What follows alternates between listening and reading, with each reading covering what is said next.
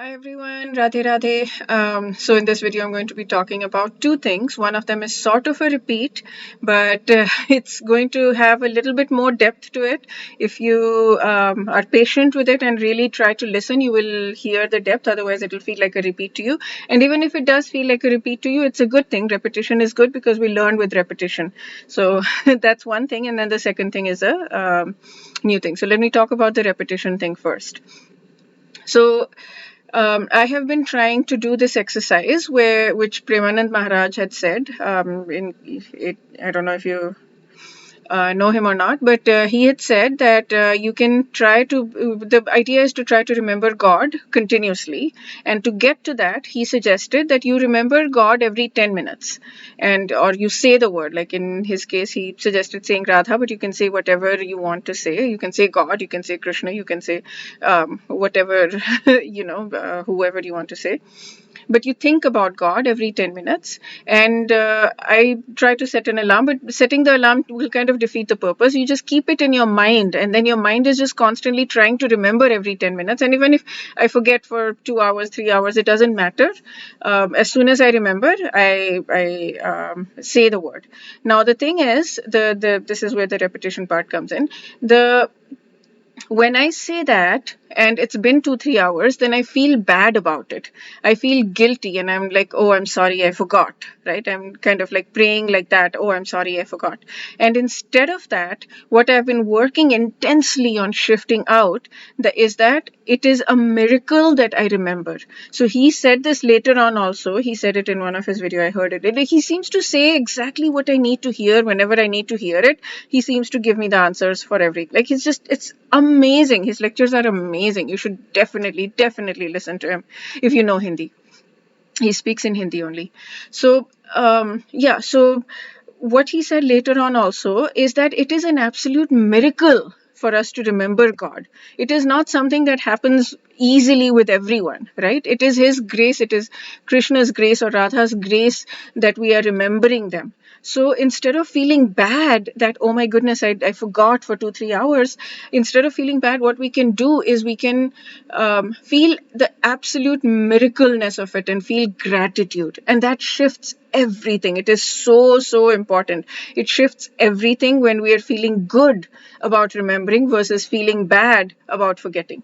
And at the same time, then we need to do this very strong determination. If we forgot for 2, 3 hours, okay, we don't feel bad about it, and we do say the Radha and we feel gratitude. And then on top of that, there is one more step. It is a renewed determination coming from a place of gratitude, not coming from a place of I'm not good enough or there's something wrong with me or whatever.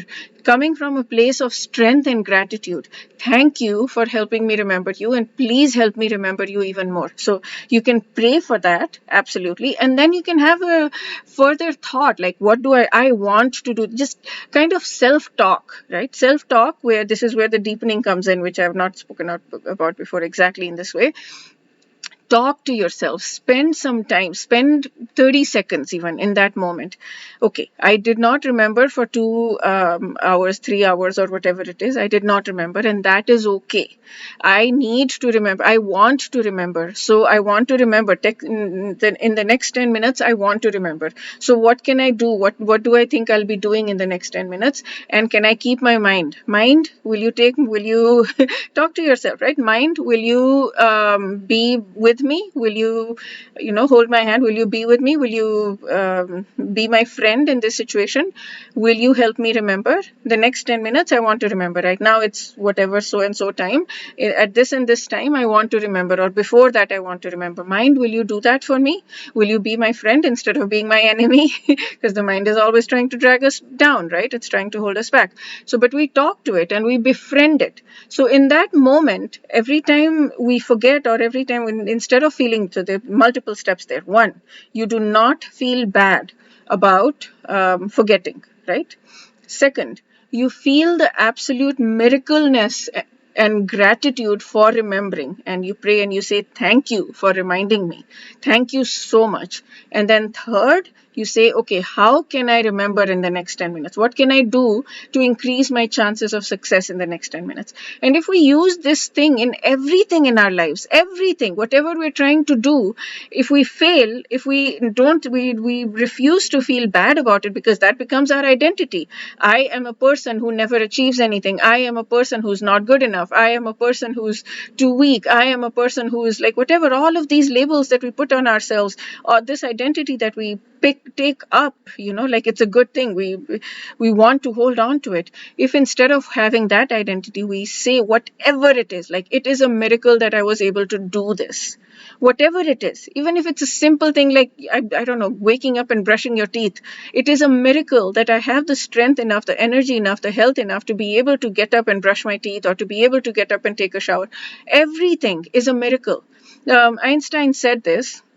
I think I read somewhere, I haven't checked, proof checked to see if this is true or not, but I read somewhere that Einstein said, you can live your life as if nothing is a miracle, or you can live your life as if everything is a miracle.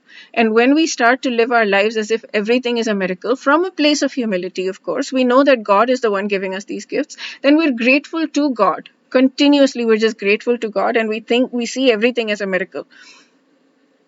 Excuse me, from God.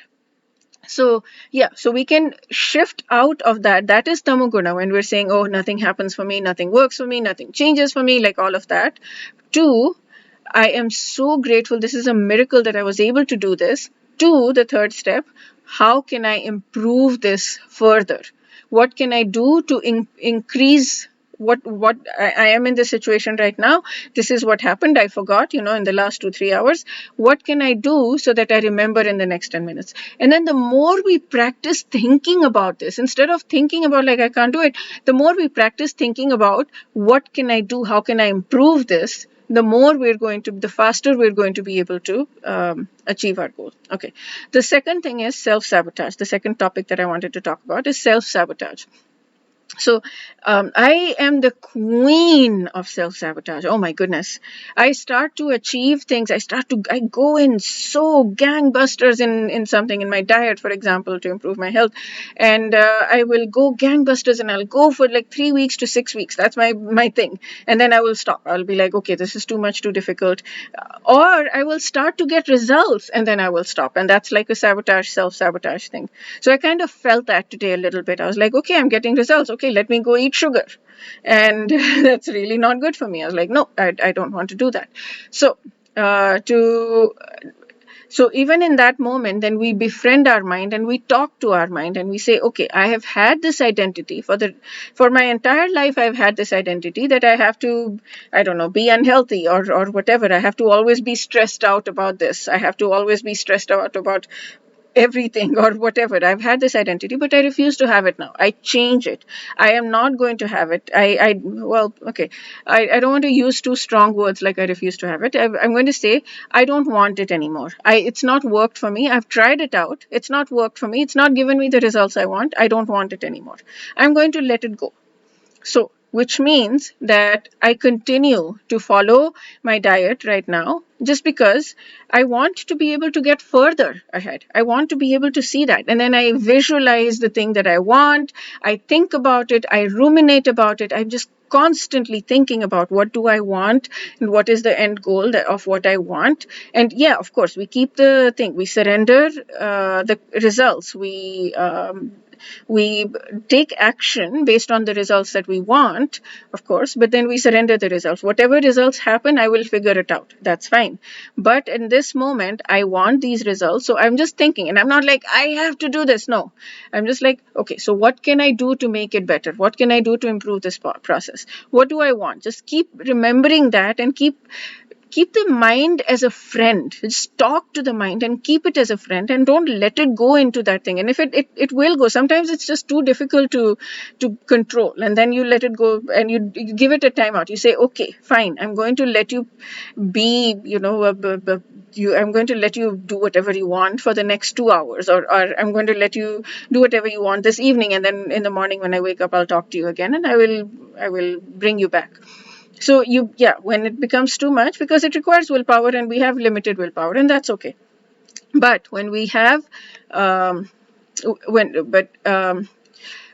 we do keep working on our mind. We don't let it go. We can let it go for a little bit, but we don't let it go. We keep talking to ourselves and working on our mind and befriending it, bringing it from the enemy lines to the friend lines, bringing it to our own side. Because the mind is necessary for us to be able to make growth, and we need to just work on bringing it to the right side instead of the wrong side. Okay, yeah, that's it for this video. Wish you a day filled with lots and lots of personal and spiritual growth. Radhe Radhe.